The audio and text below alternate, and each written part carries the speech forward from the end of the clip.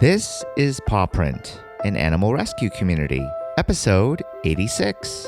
I'm Harold Rhee. I'm Nancy Rhee. Today we're going to spotlight some of our previous guests who are either authors or writers.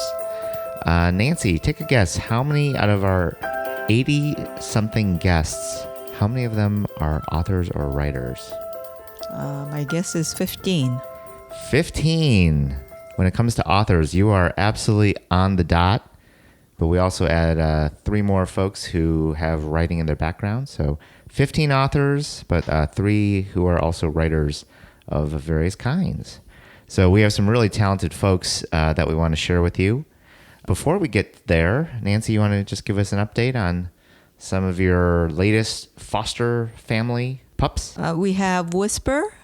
She is a 4-year-old Shih Tzu mix. I'm holding her now. She'll be spayed this Wednesday, after which she will become available for adoption. She was very stressed at the kennel, but she decompressed very, very rapidly and is turning out to be a very cheerful and playful and cute little dog. And then we're also vacation fostering for someone who is on vacation. Cooper. Cooper is a poodle mix, possibly poodle dachshund. He is tan or cream colored. He's pretty sweet. We love Cooper. Yeah, Cooper's a very sweet dog. And we love Whisper. Both Whisper and Cooper are potty trained. They're housebroken. Very, very sweet. So they're available. Actually, Cooper is available. Go to cchumane.org and keep an eye on Whisper. She will become adoptable after Wednesday. All right. So Contra Costa Humane, cchumane.org. Let's get on to the show. If you want to check out show notes, it's thisispawprint.com/86. That's the number 86. Our first author is Dr. Sarah Boston from episode 3. She wrote a book, Lucky Dog. And in today's segment, she actually doesn't talk too much about animals, but she talks more about her own personal journey with thyroid cancer. I didn't go into treating cancer in animals because of having cancer myself, because that happened later in my life. But ironically, as a veterinary surgical oncologist, about almost 5 years ago, I found a mass in my neck just when I was getting ready for bed. And really because of what I do, I knew it was in my thyroid, and I knew it was new, and I didn't think it was good. It felt like a thyroid carcinoma that I have treated in dogs. You know, it's exactly what it felt like to me. And then also, I joke about this in the book, but I put cream on my neck like twice a day because I'm so paranoid about wrinkles. And so I touch my neck all the time. And so I knew, and I recommend everyone does that actually, because I knew it was new. And so there's a lot of other conditions that are benign that you can develop in your thyroid that you would feel a mass. But I knew that it wasn't there, and it suddenly was there within a couple of days. And so that gives you a lot of power and knowledge about your own body. And what really got me writing the book was I was living in Canada at the time, and I expected when I went to my doctor with a fast-growing mass in my neck that I would get immediate action because that's what my dogs get, and I didn't get that. And it was very surprising to me. I was very sort of taken aback that I couldn't get an ultrasound for a week and a half. And ultimately, my husband's a large animal vet, and I made him bring home his ultrasound machine that he uses for breeding horses and cattle, because I just wanted to see what was going on in my neck, because I was panicking, and I did a lot of reading and just had my own knowledge. And I thought, well, if this is a cyst, I'm just panicking for no reason. And I knew I could tell the difference between something that looked more like a benign cyst versus a thyroid carcinoma. And so I ultrasounded my neck myself because I didn't want to wait for the ultrasound. And what I saw to me just looked like a thyroid carcinoma. And that sort of started the whole journey. It ultimately took me from finding a fast-growing mass in my neck to having my first surgery. It took 2.5 months. Right, a lot longer than you would think. Yeah, I mean, in a dog, it would be 2 to 3 days, honestly. And so that was frustrating. And then it took another month to get my histopathology report back to ultimately. So I thought I had thyroid cancer for 3.5 months, but I was really literally the only one who thought that, because multiple physicians told me that it was going to be benign and made me feel a little silly, like a little bit of a hypochondriac, which I think that's kind of what got me writing. I mean, I had all that time to stew about this question of what was going on with me, and really this comparison of what was going on with my patients, because I was working for most of this time. And so, I would have these dogs coming in for even a thyroid carcinoma or other tumor types and be getting them treated really quickly. And ultimately I ended up just writing out of a bit of frustration and also just my need to make myself laugh and entertain myself and entertain my friends and family. So that's really why I started to write. It was just kind of this cathartic thing that I was doing because I was sort of in limbo. I think if I'd been in the States and had good insurance down here, it wouldn't have been a book, because I probably would have had surgery quicker. It would have been a pamphlet. Yeah, it would have been a pamphlet. I would have maybe one essay. I would have had a lot less time to think about these issues and think about how it feels to think you might have cancer and what does that mean for your whole life. And so I wrote about it, and the book is funny, even though, I mean, I laugh when I say that, because I tell people it's about me having cancer and it's about my patients that have cancer, and then I always feel like I have to say, but it's really funny, but it actually is. And that's a strong theme in the book. The book's called Lucky Dog, How Being a Veterinarian Saved My Life. And I mean, one of the themes is, like, if you're going through rough times, you just have to find a way to make yourself laugh. You just have to find joy, because it will make it easier what you're going through. You're still going to have to go through it, but it will make it easier if you can just sort of find the humor in the ridiculousness of a wait time of 2.5 months. You've just got to find a way to make that funny. And so I sort of set out to do that, but I wasn't writing a book at the time. I was just writing. And then I sort of realized after, I guess I was about halfway through, I thought, well, this might actually turn into something.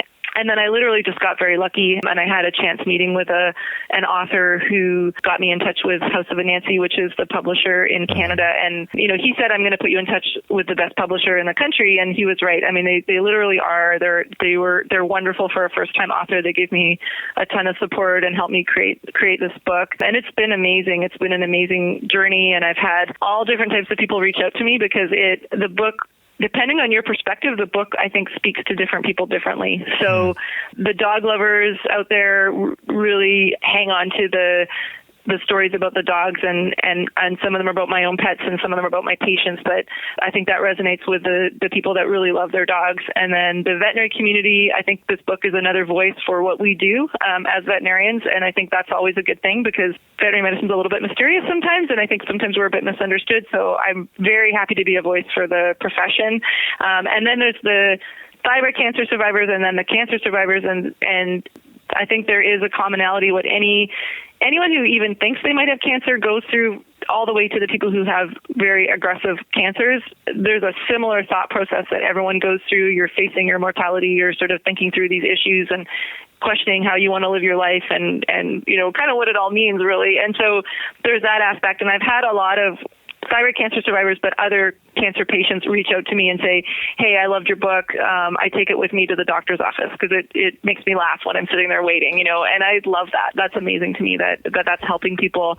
And then, a lot of people with thyroid cancer that have questions, they read the book so that they can sort of understand what they're going to go through. So that's basically the book. There's a lot of different themes, and I think people will take their own message from it. And another very strong message within the book is that you need to be an advocate for your health, and I think you need to be an advocate for your pet's health. So If you think something's wrong with you, you need to push a little bit sometimes to get what you need to take care of yourself. And sometimes that means bringing in a friend or family member who understands medicine, if you don't have that background, because it's very confusing. Sometimes it means just asking the right questions, and sometimes it means literally just listening to yourself. If you have a new lump on your body, that's not normal, and you need to at least get to the stage of getting it biopsied to figure out what's going on. And don't ignore that, and don't ignore your health, and don't be sent home.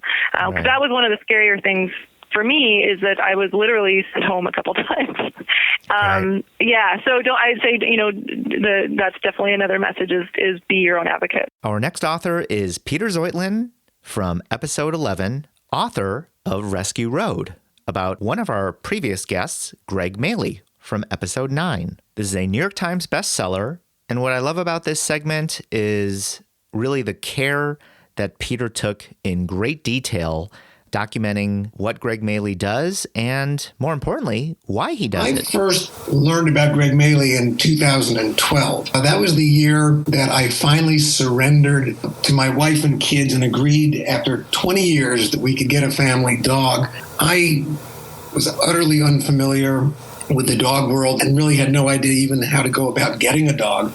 And one day my wife came home from a yoga class, and one of the guys in her yoga class had said that he had recently adopted a rescue dog, and it was the best dog he ever had. And when she said rescue dog, literally the image that popped into my mind was St. Bernards in the Alps with whiskey barrels under their chins. I couldn't really fathom what she meant by a rescue dog. Right. And of course, what I learned, of course, is that rescue dogs are mainly dogs that come from shelters or, are saved from bad situations of neglect or abuse, or they're simply lost stray dogs. We worked through a group called Labs for Rescue in Connecticut. And one of the things that surprised me when we finally found the dog that we would adopt, his name is Albie. He's a yellow lab mix. He was about 3 when he came to us, 3 years old. I said, great, when can we get down to Connecticut and pick him up? Which is when I learned that he wasn't in Connecticut. The rescue was in Connecticut, but Albie, like many rescue dogs, which I also found out after the fact, was in Louisiana. He was from down south, and he was going to be coming up on what they called a transport. I really had no concept of what that even meant. Right. And while he was in transit, June of 2012, one day my wife, Judy, came running into my office, basically dumped her laptop on my lap and said, look, it's Albie. And there was a Facebook post by Greg Mahle, whose name I didn't even know at the time, with a picture of Albie sitting with him. Albie's paws were on Greg's lap. And Greg had written the most beautiful post about their journey and how they were almost home, how they had just crossed the Mason-Dixon line and were finally in the north. And I thought, wow, this is really interesting. This is not just some truck driver moving animals from A to B. This is a guy who really obviously has a tremendous passion for what he's doing and a great love for the dog. And it was so exciting because we were already very attached to Albie, even though we hadn't met him yet. So Albie came to us. We did not meet Greg when we picked Albie up. It's a little bit complicated, but in Massachusetts, where we live, dogs have to go into quarantine for 48 hours if they're coming in through rescue organizations and they're coming in from out of state. I got curious to learn more about Greg because I learned that he drove over 4,000 miles every other week to bring these dogs from the south to the north. And in those early days with Albie, Albie was such a mystery to us. We didn't know anything about his earlier life. But as I was meeting people with dogs as we were taking Albie for walks, I was shocked at how many people up here in New England had dogs from Tennessee or Alabama, Mississippi or Arkansas. And so I got curious, why were there so many dogs like Albie? And why were they coming north from the south? And it dawned on me that Greg might be a good entry point into this story, so to speak. And I wrote to him, I emailed him. He didn't know me from Adam because I said I was interested in possibly writing a story about what he did. He was a little bit wary. His tractor trailer where he lives half of his life is a very private little world. It's just him and one other driver. And I was, in a sense, inviting myself into his home. But I persuaded him to let me come down and spend the night with him a Friday night in Allentown, Pennsylvania, which is where he stops every other Friday night, the night before the dogs are dropped off in New England. And I got the assignment from Parade Magazine. And I flew down to Allentown, spent the night with Greg in the trailer with the dogs, and helped him do the drop-offs the next day. It was just so moving. And with my wife's encouragement, that article in Parade evolved into the book. What was most moving about that, just spending that short time with Greg and the dogs? Well, part of it was that he was so eloquent and simply poetic when he talked about the work that he did. I would ask him questions, and it would often be very long pauses. And then he would spill out some beautiful paragraphs that just, they weren't rehearsed, but they were clearly reflected what this work meant to him and how much joy he got from it and how devoted he was to the dogs in his care. That was part of it. And part of it was also the next day at the stops in Connecticut, in particular in New York, where people were waiting for their dogs. Greg makes great use of Facebook. We were able to follow Albie's journey, and he encourages people to bring their welcome signs, and he really builds the excitement. And to see the pure joy of people greeting these dogs and thinking about what it meant for the dogs, because every dog that is lucky enough to get to Greg's truck has beaten incredible odds to get there. Albie, for example, was in a shelter where 90% of the 3,500 dogs a year that come in are euthanized. Many shelters across the South euthanize huge numbers of dogs because the overpopulation problem is so severe. So each of these dogs, these are the underdogs. They're the strays, they're the throwaways, the discards, the abused, the neglected, the maligned, and they're so lucky to be on that truck, right, headed to a forever home. And just seeing these unions just was very moving. In fact, I've been to this, what's called Gotcha Day. That's what they call it, Gotcha Day. Right. Many times now. I just bring tissues every time because it's so emotional. When you observe Gotcha Day, can you maybe describe to people the actual scene? I'll give you an example. One of the busiest stops tends to be Putnam, Connecticut, in northeastern Connecticut. And we pulled in that day, and there were about 24 people or more, kids, older folks, signs waving, people just you could just see when the truck pulls in, all of a sudden, people who've been standing around waiting become almost hyper alert and excited. And we pulled in, and I'll never forget, this was the first time I ever traveled with Greg. He just paused before he got out of the truck, and he said to me, a few days ago, these dogs were all going to die. And now the doors are going to open up, the light's going to flood in, and each of these dogs is going to be delivered into the loving arms of a forever family. This is heaven. And I think he meant not just heaven for the dogs, but also his own personal heaven. Then he bounds out of the truck with just tremendous enthusiasm and greets everyone. And he'll say something to the effect that, I know you've all been waiting a long time for these guys, but these guys have been waiting a whole lifetime to meet you. And then he opened the trailer doors, and the dogs start to bark. There's a lot of excitement. And people will line up. He'll ask for the name of the dog you're picking up. And let's say it's Albie, for example, like our dog. Mm-hmm. He'll get Albie from the kennel, and he's got Albie in his arms, and he'll hold Albie up, even if he weighs 70 pounds, and say, Albie. And everybody claps. And there's just this sort of presentation and enthusiasm that he goes through each time. And this is at the end of an extremely stressful, difficult 7 days on the road with little sleep. And it is a very stressful, physically demanding job. And his enthusiasm is always so high. Even if he's had a breakdown that's cost him $1,000 to fix the day before, he never lets any of that dampen his enthusiasm when those people are waiting for their dogs. So each dog comes off excited, and the families, many are crying, and the kids are hugging their new dogs and taking them off into the nearby field to walk. It's almost something you have to see or truly appreciate. I tried to paint the picture in the book so that people could get a sense of how powerfully emotional the day is. Author and artist Nina Huang has an interesting backstory. She attended Harvard University to get her doctorate and actually ended up pivoting to becoming an artist. She discovered the world of greyhound rescue, and that inspired her to write a children's book called My Apollo.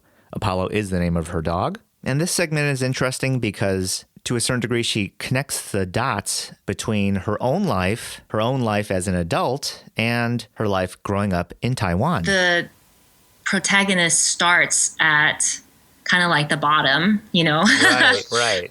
in terms of his emotional state. The rescue dog also arrives in the story in the same place. And the story is really about the two of them helping each other in bonding, in the boy learning how to take care of the rescue dog and help rehabilitate him, facilitate, in the process of healing and offering that to the animal.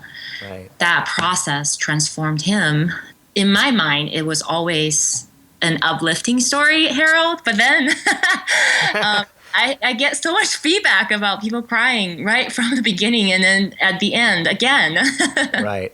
Well, I guess it brings up the question, why is human suffering, animal suffering, while it's so horrible, on the other hand, it makes for great art in such a weird way? The answer is sort of multi-layered, but I definitely resonated with the protagonist's emotional state at that age. Like when I was around that age, I lost my mom to a stroke, and there was a lot of just turbulence and chaos, neglect, and abuse. Like my childhood was all over the place, and there was a lot of suffering, you know. If I have to be totally transparent as I am, I was a really sad child, and that happens. We are just so much more sensitive and vulnerable and emotional than I think we allow ourselves to admit so much of the time. And I think suffering is universal. You know, it is something of an experience that no matter who you are and what walk of life you're from, you can't leave life being untouched by that, untouched by loss or grief or disappointment or hurt and pain. It does make great art because, you know, that's what completes the experience of being alive. It's all of it. How old were you when your mother passed away? I was 8, so I believe I was Briar's age in the book, yeah. Wow. One of the cool things about My Apollo is that you actually started it through crowdsourcing, correct? Yes. What did you think about the experience? Would you do it again? And if so, what would you change? I would definitely do it again. So I use Kickstarter as my platform to raise funding to publish the book. I had a really great experience with it. People were extremely supportive. You know, I connected with a lot of people that I really never would have connected with if it wasn't for the campaign. Because of the campaign, I sent out press releases about My Apollo and got really quite a bit of press coverage about the book prior to it even being published. I learned a lot about marketing because I was just learning on the job. Trying to do that and trying to see what works and what doesn't. I would really recommend it for creative people, especially if you're down to learn. It's going to be very stressful. There will be surprises along the way. But I think overall, the kind of feeling that I got was a sense of connection with an audience. And that feeling is very exciting for someone like me at the time, like who really hasn't had that sort of connection. If you were going to paint a picture of your childhood, what would it look like? My mom was just a troubled person. Before she passed away, she was an addict, and I don't have that many memories of her. There was a lot of just neglect and absence of like parental anything. And my dad was trying to make money because we were so poor and living in like relatives' places and not feeling like we have any ground. And my dad was working really hard to change that. And, you know, he was also very absent because he had to do that. But I did grow up with my older sister and a younger brother, and we were best friends, took care of each other, fed each other. My sister and I changed my brother's diapers when he was little, you know, and we like ate junk food because we didn't have other types of food in the house. It was wild. That's how I would describe it. It was a wild, very much no rules, no parents, no guidance kind of environment. What's maybe the best advice you've ever been given, or the best advice that you try to live by? I love that question because I think about that a lot, especially as I'm working on the second book. I feel like staying true to my authenticity and my truth. And even when it's not what other people would prefer you to believe or act or choose. Growing up and being socialized and conditioned to fit in and to adopt, you know, the ideas and norms of other people, your mind gets so clustered with like, what's the right thing? Like, what would other people approve of? You know, what would other people think of me if I do this or that? Deliberately put attention toward developing that sort of awareness, like meditating and, you know, reflecting deeply on purpose, calming my mind and relaxing myself until I can hear my own guidance, my own spiritual truth. Every second we're here is a gift. It's just such a privilege to be loving our animals and engaging in work we love and loving the people we love and serving the communities that we can. You know, what your heart tells you, that's like your ultimate compass. And finally, the wonderful Eileen Mitchell. She's been a writer for a long time, writing for the San Francisco Chronicle and now for her own blog called I Didn't See the Asterisk. Here she not only talks about her life writing about animals, but she gives us a reading of a wonderful story that she writes about her first greyhound, Elvis. I started kind of by accident in 2001 when I adopted my first greyhound, and I was just so enraptured and in love with this dog that I wanted to share the experience. So I wrote about all the emotions and uncertainties and feelings that came along with adopting this dog, and I just wrote an essay about it and I shot it to the Chronicle, San Francisco Chronicle. And they got such an overwhelming response, which was shocking to me. I didn't think even one person would write in response to it. And it got such an overwhelming response that I was invited to submit another one and another one and another one. And before I knew it, they invited me to have a monthly column. No kidding. Called A Dog's Life.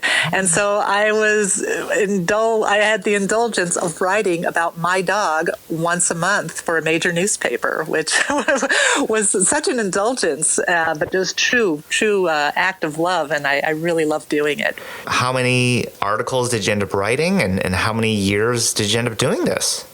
Well, I wrote about Elvis, the retired greyhound. I wrote about him from 2001 till about 2008. I think it was about 7 years. And then at that time, my editor proposed, instead of keeping it just about Elvis, why don't you open it up and invite other people to share their stories? And I thought, well, that's a great idea. I'd love to hear what other people have to say. So from 2008 until last year, I was covering other people's pet stories, and they were always rescue and adoption stories. I really had no limits other than I just couldn't accept anything about hunting or, Sure. that just any, like one guy submitted a beautiful story once about his dog, but it was about how he enjoyed going hunting with his dog and they would hunt for ducks. Right. And I wrote back to him and I said, I'm sorry, but my sister has a pet duck. I can't endorse hunting of any kind. And he was really nice about it and understood. But other than that, it was pretty much open to anybody who wanted to share their love for their pet. You offered to actually share or read one of your past stories. Do you want to maybe give us a little intro before you offer the reading? Sure. This one is about Elvis, of course, and it ran in the Chronicle and also in the Bark magazine, which I often contribute to. It's written as if he's still alive because at the time he was. This was published maybe about 6 years ago. But it's one of those stories, again, that was just written from the heart. I mean, when I was writing about him, or anytime I write about my animals, I feel like I don't even have to think about what I'm writing because the words just flow, because the love I have for them is just so real. And this came from an experience that I had with someone in a coffee shop. So, all right. Do you like me? Yeah, to take it away. The title of this essay is called A Lifetime Dog. So there I was alone, sitting outside the coffee shop, enjoying a latte, when a woman approached me. "Excuse me," she said, looking concerned. "Is your dog okay?" Puzzled, I reassured her that Elvis was fine. He'd gone on a walk earlier and couldn't be budged off his lazy dog recliner. But I had to ask, "I'm sorry, but do I know you?" "No," she replied, smiling. "It's just that I see you around town and you're never without your dog. I wanted to make sure he's okay." She was right. Elvis is such an integral part of my life that even strangers see me as incomplete without him. I've loved many dogs since childhood, but none has been like this one. To use an expression coined by author John Katz, who wrote A Good Dog, Elvis is my lifetime dog. a dog I'll hold dear long after he's gone, and others have staked their spots on the sofa. So many people have told me they had one dog in their life that meant everything to them, that stood out in their hearts and memories. Katz responded when I wrote asking about the expression, a lifetime dog. He said, sometimes it was a dog that entered their life at a critical juncture or changed their life. But when people hear the term, they all nod. Loving a dog can be a powerful experience. Indeed, because Elvis isn't just a pet. He's my companion, my friend, my joy. He isn't a replacement for the husband I never married or the children I never had. Johnny Depp could be my betrothed and Cherub's my children. I wouldn't love this dog one iota less. When Golden State Greyhound Adoption delivered Elvis to my home 6 years ago, I had no idea what a life-altering occasion it was. When I first met my trembling new dog, I was struck by two emotions. First, delight that he was so pretty, immediately followed by sheer terror. How would I manage this horse in my house? Today I would ask, how would I manage without him? I love that Elvis greets me at the door with a toy in his mouth, jumping with joy whether I've been gone 10 minutes or 10 hours. I love how he rests his head on my lap while I'm watching television, watching nothing more than to feel my touch. I love how he guzzles his food with gusto, and then, with kernels of rice still on his nose, does a happy little trot as though offering his compliments to the chef. I love how he meanders to my bed every night and taps my face with his soft, wet snoot before retiring to his lazy dog recliner. I love caring for Elvis, stroking his knobby head, rubbing his velvety ears, observing him with other dogs, other people. Today, when I look at my beloved boy, who is now 9, I note his gray muzzle and eyebrows. Like his human, Elvis is showing signs of age. And unlike the life I might have enjoyed with that man I never married or those children I never had, I realize with an ache that our time together will be much too brief. That explains why I'm so fond of one particular Twilight Zone episode, titled The Hunt. It's about a recently deceased man and his dog. As they amble down a country road in the hereafter, they come upon a gate. "Welcome to heaven," the gatekeeper declares, except for the dog, that is. "What kind of heaven won't allow dogs?" the old man asks. "If he can't come in, then I'll stay out with him. He's been my faithful companion all his life. I can't desert him now." So the old man and his dog continue down the road. Later, they come upon yet another gate. "Welcome to heaven," the gatekeeper greets both man and dog. When the old man inquires about the previous gatekeeper's proclamation, he learns he'd been talking to the devil. He gets people who are willing to give up a lifelong companion for a comfortable place to stay, the old man is told. They soon find out their mistake, but then it's too late. And the man and the dog pass through the gates, toward the light, toward heaven. When I cradle my dog's face in my hands and I look into his liquid eyes, so full of unwavering loyalty and love, there's no doubt. Elvis is my faithful companion, my lifetime dog, and this is heaven. The end. I'm totally choked up, so thank you so much for sharing that. What a powerful reading. Yeah, it chokes me up to read it to this day because I miss my dogs so much. We just want to say thank you to Dr. Sarah Boston, Peter Zheutlin, Nina Huang, and Eileen Mitchell for sharing their stories. If you want to learn more about these 4 talented guests, go to our show notes at thisispawprint.com/86. You can also see a couple of photos of our current fosters, Cooper and Whisper. If you'd like to follow me or Nancy on social media, Facebook, Instagram, or Twitter, look for This Is Pawprint, all one word. You can also friend me, Harold Ree. I promise that I won't write about you in my upcoming memoir. Just kidding, I'm not writing one. If you'd like to listen to more episodes of Pawprint, you can find us on your favorite podcast app like iTunes, SoundCloud, or Podcast Addict on Android phones. Make sure to hit subscribe to get the latest episodes immediately. We just want to say thank you to all of you for sharing Pawprint with your friends and family.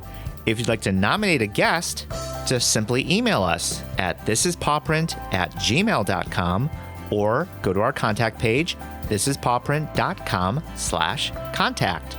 Remember that you spread a positive message of love and peace by saving an animal.